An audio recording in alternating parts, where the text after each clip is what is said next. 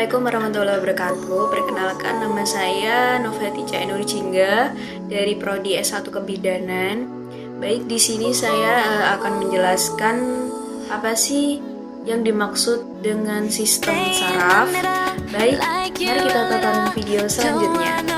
Otak menjadi salah satu organ manusia terbesar yang paling kompleks, terdiri dari 100 miliar lebih sistem saraf.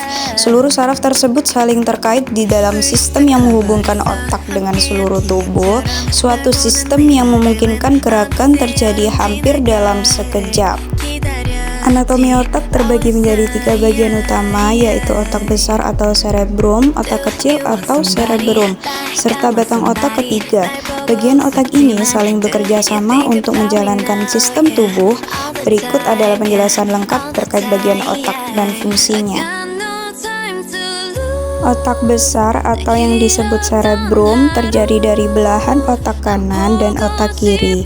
Otak besar bagian kanan biasanya digunakan untuk pemikiran-pemikiran holistik dan kreatif seperti musik dan seni. Sementara bagian kiri sangat mempengaruhi kemampuan pikiran analitik seperti logika, bahasa, dan ilmu pengetahuan.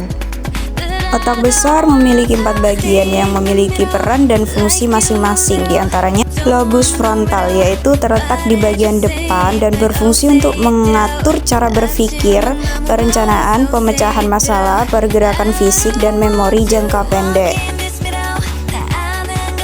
Untuk lobus parietal yang terletak di bagian tengah dan bertugas untuk menafsirkan informasi sensori seperti suhu dan sensasi sentuhan.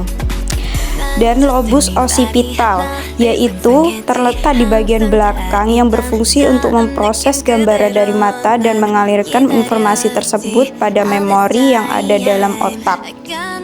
Lobus temporal yang terletak di bagian samping dan berfungsi untuk memproses informasi dari indera penciuman, pengecapan, dan pendengaran. Bagian otak ini juga memiliki peran penting dalam penyimpanan memori. Otak kecil atau cerebrum merupakan bagian otak di bawah lobus occipital dan di belakang batang otak.